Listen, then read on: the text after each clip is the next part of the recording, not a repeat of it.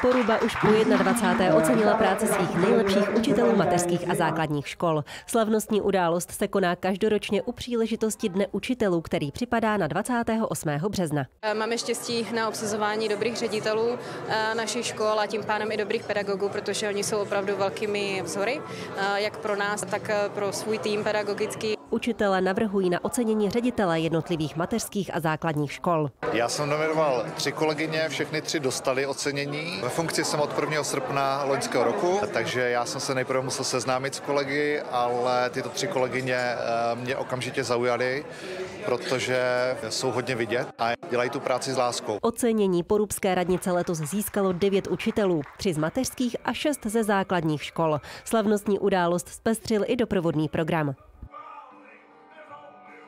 Zřizujeme 12 základních škol a 10 mateřských škol s tím, že celkově vlastně jako to vzdělávání probíhá v 35 budovách na území městského obvodu Poruba. Každoročně oceňujeme kolem 9 učitelů z mateřských a základních škol, které zřizujeme.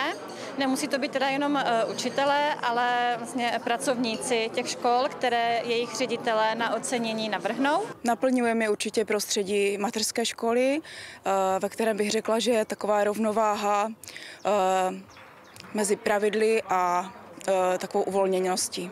To je první ocenění, takové oficiální, ale myslím si, že ocenění je vlastně poděkování rodičů anebo vlastně jakýkoliv úspěch, když se dítě něco naučí. Byla jsem potěšená, že mě pan ředitel navrhl na ocenění za inovativní přístup k výuce. Udělalo mi to velkou radost. V současné době se věnuji naší žákyni, která je onkologickou pacientkou a má problémy s mluvením, takže se pokouším rozmluvit a podařilo se mi to. Je to prostě něco úžasného, když jdete do školy a už na vás mávají. Práce učitelů si váží také město Ostrava, které letos ocenilo 6 porubských učitelů ze základních škol a 1 paní ředitelka porubské mateřské školy byla oceněna i Moravskoslezským krajem. Snažíme si ocenit ty, kteří byli oceněni někde jinde.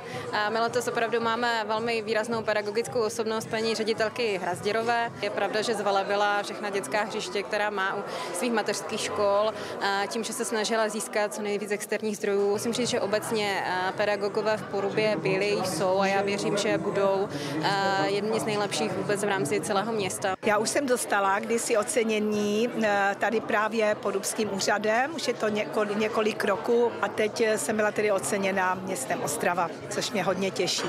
Já už jsem chtěla snad od 3-4 let být paní učitelka, pořád jsem si hrála na školu, takže pro mě to byla lehká volba. Vedení porubské radnice se schází a spolupracuje s řediteli i učiteli také v průběhu roku na řadě akcí, do kterých se školy se svými žáky zapojují. Například vystupují na Alšově náměstí před Vánoci nebo v rámci velikonočního jarmarku.